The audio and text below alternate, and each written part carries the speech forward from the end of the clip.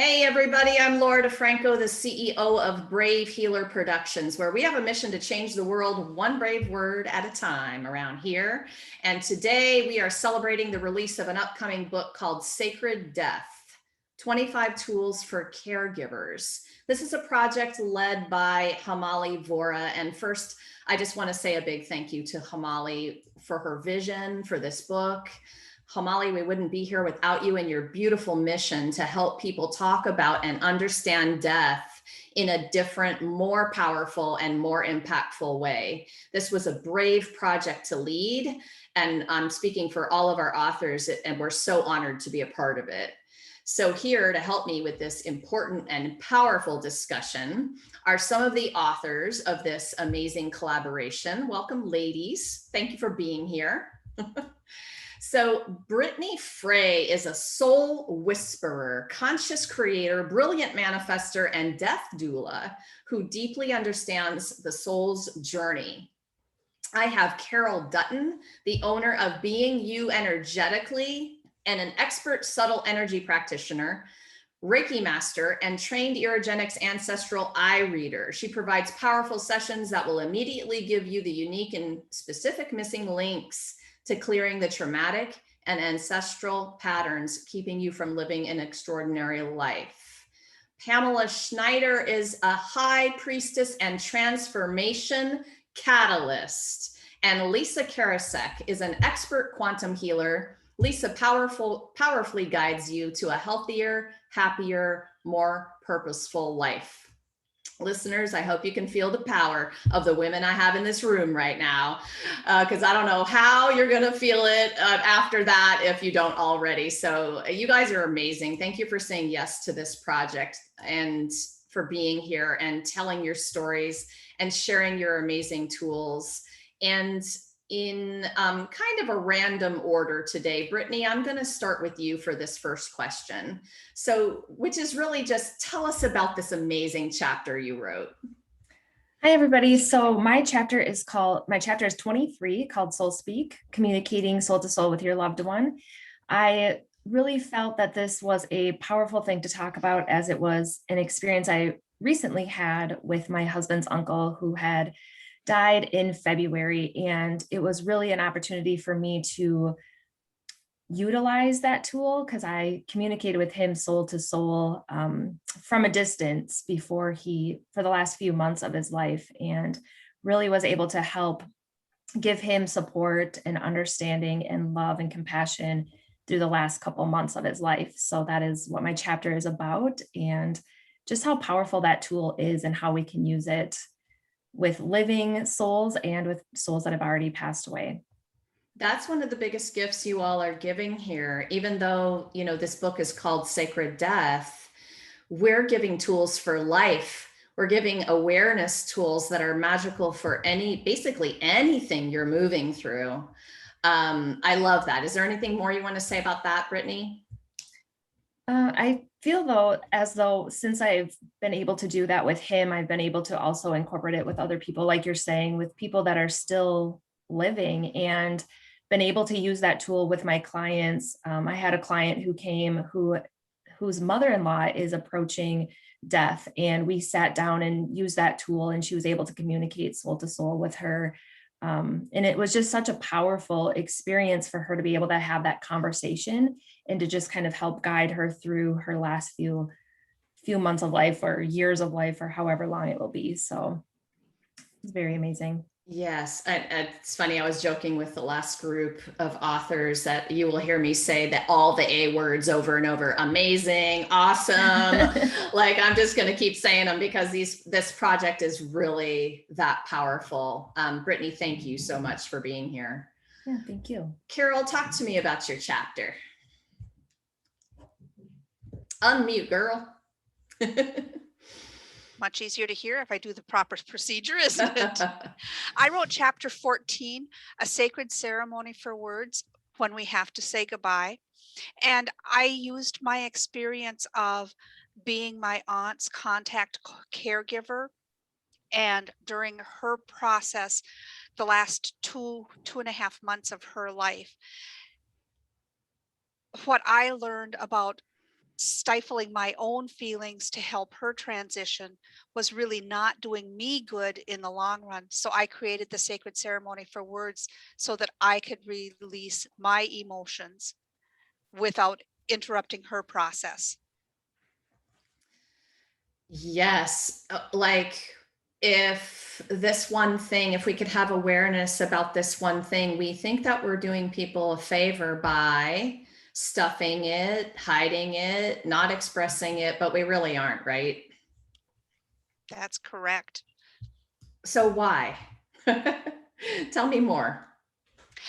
I felt that by not honoring my feelings and focusing only on her, that I was weakening my power to help her.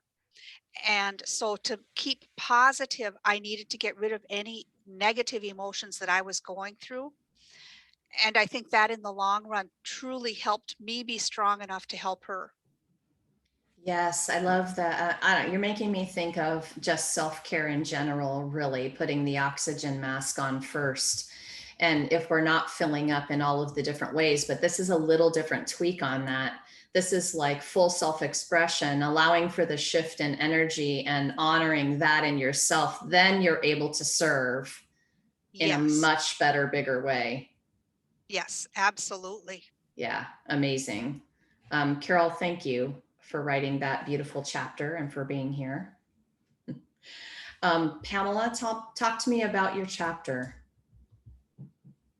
My chapter is called The Art of Letting Go, and I shared a story about my dog passing away, and the profound, beautiful energy that I experienced as she transitioned, and how that really helped me to realize that the transition of death is not something to be afraid of. It was such a beautiful energy that it washed away all of that fear. And then I shared a tool called the Art of Letting Go, which is singing and dancing and painting, surrendered singing, dancing, and painting, to help you move through your emotions and to let go of anything that you might be holding on to. It's just a really powerful, it's really powerful medicine that I love to share. Love the tools you all are offering in this book. All of you, thank you so much for it. Really was one of my biggest missions and continues to be with these particular collaborations is the healing moments in the story are real and raw and amazing. There's the A word. And then you guys transition to the tool that we're offering, which gives the reader a practical experience, something they can use in their moments. You guys, I really believe this book is going to change the grieving process for people. It's like, for me, it feels that big. And people have these ideas of what that has to be or should be or will be because of what they've been taught. But this book blows it all out of the water and gives them so much more in possibility and hope, right, for that whole process. And I really do thank you all for being so incredibly brilliant with your ability to write that tool. It's not an easy task.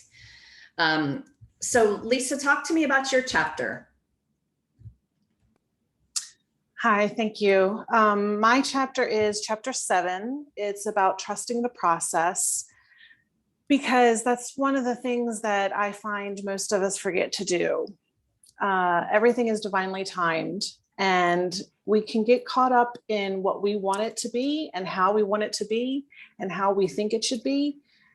And we all we all understand at some point, usually afterward, that it doesn't always happen that way.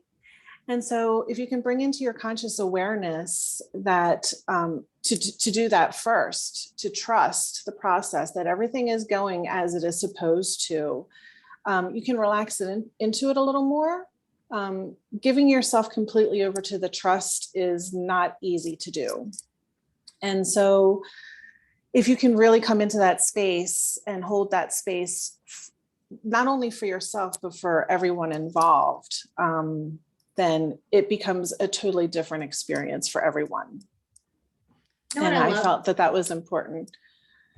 You know what I love so much about you all is that you take responsibility for that process inside yourself. And so, of course, that's a gift you give to the world. And Lisa, you're talking about that in the trust piece. And for others to learn from you all in terms of, what am I taking responsibility for here? Where am I on that journey? And how is that going to affect the people around me? Right, Lisa, what else do you want to say about that? Well, everyone else has said it already. Brittany and Carol and I'm sorry, Pamela, you've all mentioned it already. And it's everything they said and more. It's the entire thing.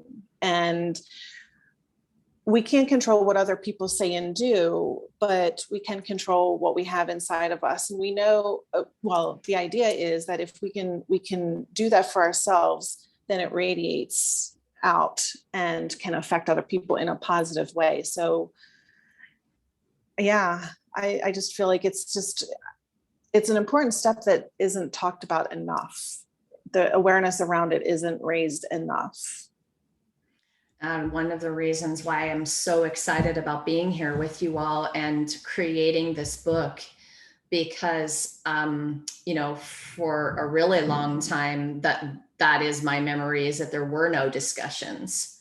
It's actually a question I'm going to ask all of you, but I want to shift a little bit, and I'm going to start with Pamela for this one because she mentions it just briefly. So I want to kind of get into it a little bit deeper with you, Pamela, first. And that is that fear of dying, right? So, I mean, I've been on a spiritual and healing journey for my entire life. I signed up for that journey when I chose wellness and healthcare. If we can't joke, if we're not having fun, we're not doing anything here, right? So I don't ever remember feeling afraid to die necessarily, but that experience is different, so different for everybody. So Pamela, I kind of wanted you to comment on how it was for you and how's that journey been for you in terms of, you started to talk about it in your experience with your dog and then understanding there's nothing to be afraid of. Tell me more about that. Well, before I had that experience, I viewed death as this like final ending, this place you go where you're like separate from everyone that you love, and more the traditional way of viewing things. And I didn't really identify with, oh, I'm like afraid of death. But I had this view of it that just really wasn't helping me to embrace the idea that I was going to die someday. So having this experience with my dog, it really helped me to feel that it's a whole different it's a whole different thing than just what we make of it. It's not this three-dimensional physical thing. There's a whole energetic aspect of it that where we're returning to source, we're returning to our pure essence, we're returning to this beautiful pure energy of love. And having that reframe, seeing it and feeling it for myself just changed my whole view on it. I'm writing something down from what Pamela is saying. There's a whole other thing besides what you've been taught about this subject. And this book is offering lots of those things. There's more than just one way to say it too, which is part of the mission here, because there's, you guys know how, 50 different people can talk about a topic and you hear it the 51st way. And so bringing all of your voices into this project is really, really important because you're all explaining it in your very unique, amazing ways. And I thank you again for that.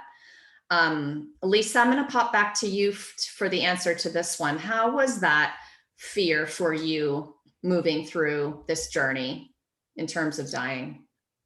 On a personal level, I agree with you. I never really had a fear of death. In the book, I wrote, I wrote my chapter like 3 different times. I know that a lot of the other authors write about a personal story about a family member or something like that. And I did write one of my versions in that way. I've had some pretty big deaths in my family, but in my particular family, we celebrate. There is no sadness, there is no grief, there is no heartbreak, there is no, we really celebrate. And it was hard for me to incorporate the tool writing that version of the chapter. So I didn't really have fear, but I know that other people do. And so I wrote my chapter from the angle that I did, as far as how I've worked with clients on the other side. And I just wanted to bring new perspective to what it means on that other dimensional level, like what is really going on with the soul. It's not what we think it really is. And so I know my chapter stands out a little bit in that way, and it was not easy to write, but it's just a whole different experience when you can understand that it's not anything to be feared. It's about what our souls needs, how our souls needs and desires are being met. And it's about coming into that authenticity at the most crucial final moment. And when we can accomplish that, it's really a thing of beauty. It's nothing to be afraid of. And I really hope that I brought that into the chapter like I hoped I could. I think you did it brilliantly. And Thank you. I love hearing. So Pamela was saying this in a way, there's this whole other thing than what you've been taught. Lisa says, it's not what you think it is. So listeners, if you're hearing the repeat pattern here, I want you to hear it, to really understand that there's this other possibility, other perspective, other energetic process that's going on. And you may just never have been, no one may have talked to you about it. No one may have shared that with you. You may not have really known anyone who were like these amazing people I have here who can talk about it and experience it. So this is what we're giving you in this book, is this way to talk about it and think about it. Brittany, how about you? How was this for you on your journey? Yeah, I can kind of agree to what Pamela and Lisa have already said as well. I never really experienced death in my younger years. I didn't really have many family members or close friends die, and it just wasn't something that we really talked about on that level of experience. But I've known some people who have been more spiritual and have been able to communicate with spirits and connect to the people that have already died. And that to me was more impactful. And so I grew up with just having this idea that there's got to be more to this.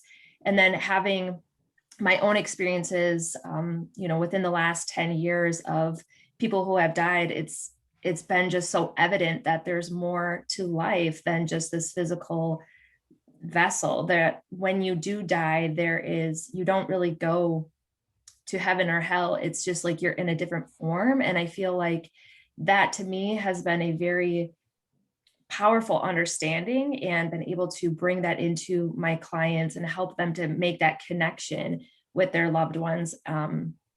And I think that if you're focused on the fear of death, you hold on to, it's typically, I've seen typically people are holding on to fear because of things that they've done within their life that they don't feel like worthy to die, or what's going to be there for me after I leave my physical body. Am I going to have to go through this awful time going through all of these experiences that I've had? And I think that's been just such incredible things to see with the people that I've worked with dying, is just reassuring them that there is really there's no separation. There's nothing to fear. You have loved ones that are going to welcome you with open arms. And when my grandma was dying, she actually died 3 years ago today. I saw that happen And I could show her that leading up to her death, that there are people there waiting, and they're in the room and they're surrounding you right now. So there's nothing to fear, that you'll be welcomed there. So You mean we're recording this on that date? Hi, Grandma. yes. I put this color on and I was like, I put the shirt on, I was like, this is her favorite color. She's with me. That is awesome. Thank you for sharing that. Yes. Carol, what do you want to add to this? I would like to say that growing up, I did experience some close family members dying, and my grandmother, and the complete grief that engulfed our household with that loss.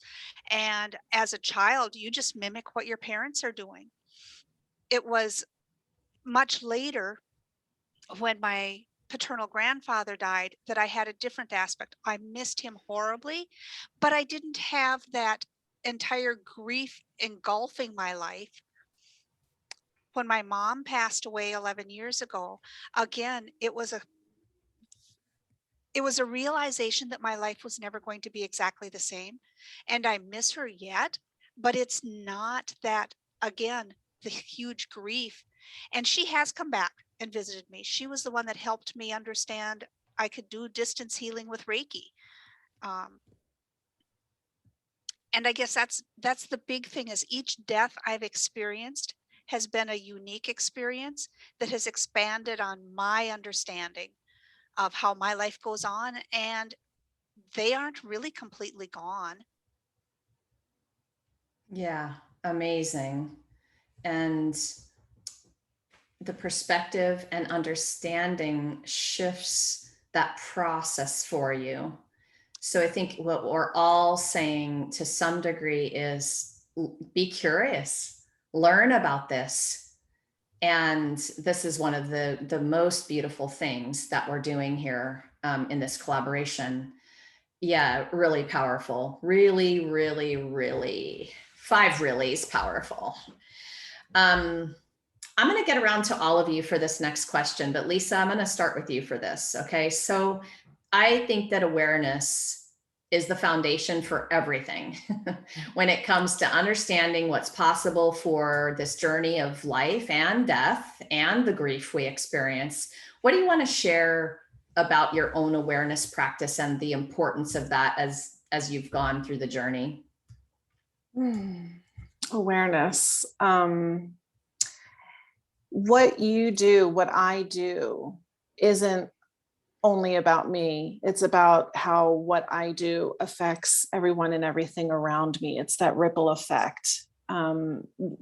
Just, my mood, even if I'm not saying words or even taking actions, even if I'm just sitting in the chair, sitting and being in myself, it's affecting the people around me.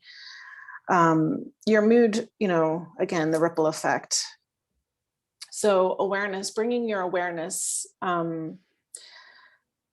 to this process. We all have, like I was saying, in my family, we tend to celebrate. We grieve. We obviously, we're not, heathens or anything, but, we've always celebrated the end of life process. And it's a party, it's a celebration. It's not a sadness.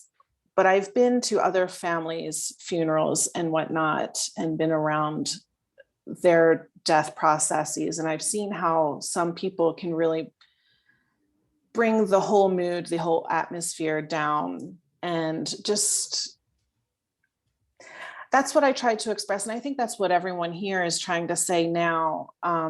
It's about the bigger picture and trusting the process and just everything. If you can really hold on to that and see that it's not just about you, it's about the big picture. It's about the ripple effect. It's about everyone's part. It's about what everyone can contribute.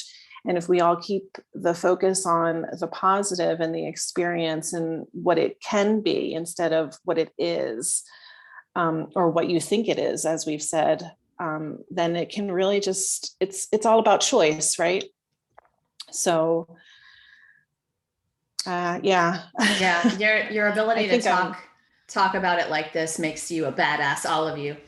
Like you, so, and I'm going to go back to the responsibility thing. Do you guys hear how everyone is taking responsibility for their process? Their awareness practice is what that process is in each of their unique ways, right? So it's such a gift to hear you all talk about that process. It helps people understand what theirs is, or even if they have one, or even if they've been paying attention, or if they've been so wrapped up in the feeling in those moments that it was just all about them. And then now they can wake up a little bit in the next one and say, oh, okay, I heard Lisa say that and it really resonated with me. This isn't really all about me. Like, how can I shift my energy? That's a world changer moment right there. Those little moments. Thank you, Lisa.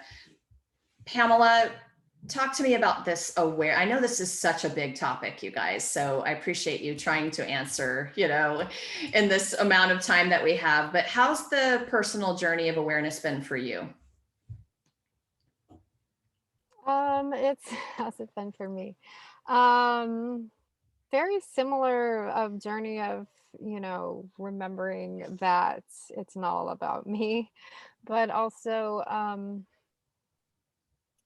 learning to feel all of my feelings and allow them to be what they are without judgment of them or myself or the situation, and just coming to that place of unconditional love and acceptance of what is, and when you can really do that without identifying with the feelings and allowing them to determine what direction things are going to go in, then you can be in that space where you are creating that ripple effect that's helping others to move through their processes as well. Yes, with awareness, we get those choices. That is a powerful ninja move, I call it, in life, right? Yes, that's awesome, Pamela. Thank you. Carol, what do you want to add about your awareness process? Like I had mentioned, every death I've experienced has been a very unique procedure. And with each one, I have grown personally in being able to look at the bigger picture, as Lisa's talking about. When my uncle was on hospice in 2005, one of the comments I made to my aunt was, we're going to miss him so much. And if it were up to us, we would never have him leave us. But that's not fair to him. And it's really not fair to us either to keep him here because we want to keep him here. And I think that's a big thing to remember, that the one transitioning, they have a mission to accomplish also. And maybe that they're into the mission and ready to go on to whatever their next life will be. And it's up to us to be aware of making it the best experience for all involved. And so that ripple effect really does become a huge, almost like a tsunami wave, if it's handled properly.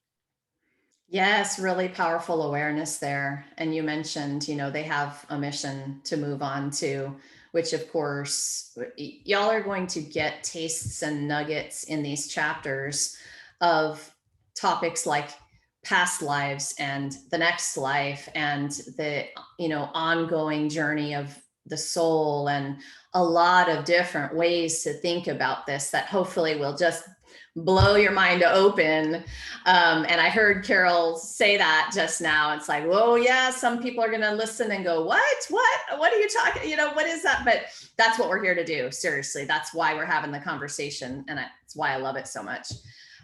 Brittany, how about you in terms of your personal awareness journey? How important has that been? How has it played out for you? Yeah, for me, I can piggyback on what everybody's saying as well, but for me, it's the most powerful thing is being able to kind of take my emotions out of that person's experience. So whether somebody dies tragically or whether somebody dies knowing they have time, and if they're on hospice and things like that, is taking myself out of their experience for a moment and seeing the bigger picture and seeing the perspective of what's going on with them. And like Carol's saying, it's like they have their own mission. And when it's their time to go, it's their time to go. And being able to have that awareness and seeing it from that perspective it helps me heal and grieve the loss of them. But it also is like, okay, this is what they came here for, no matter how it is that they die. That's been my kind of personal awareness around death, is just understanding everybody's death experience is unique to them.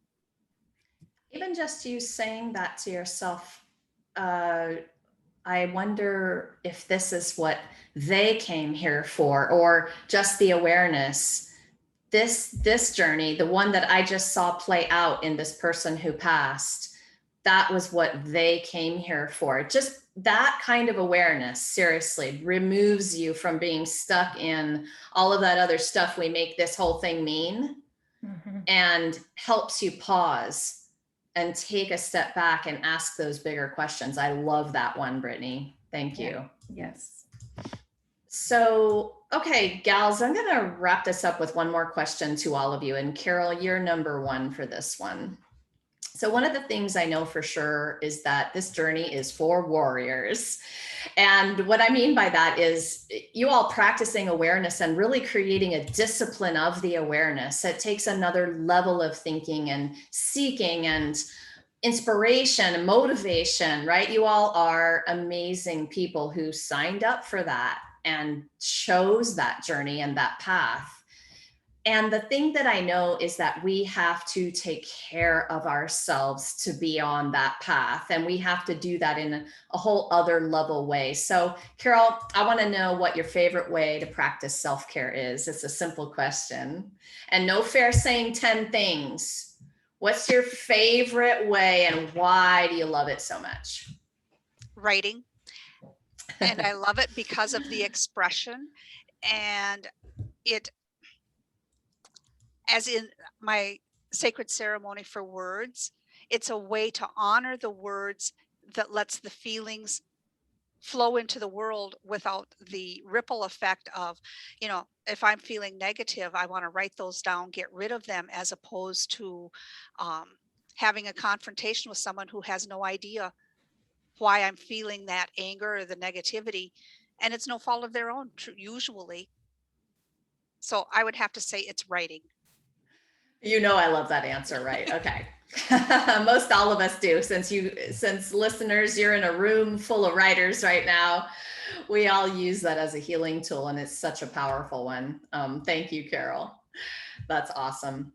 Brittany, how about you?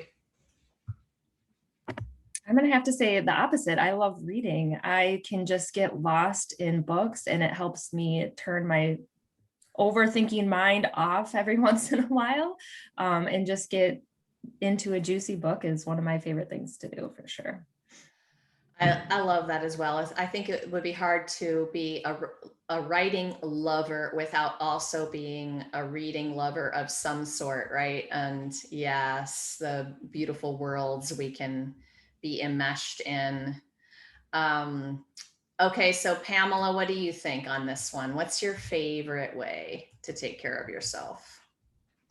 It's a tie between dancing and painting. They both get me out of my head and into my body, and that's why I love dancing so much, because I'm an overthinker like Brittany, and moving my body freely is like, it just shuts off everything up here and lets me just like move it all out.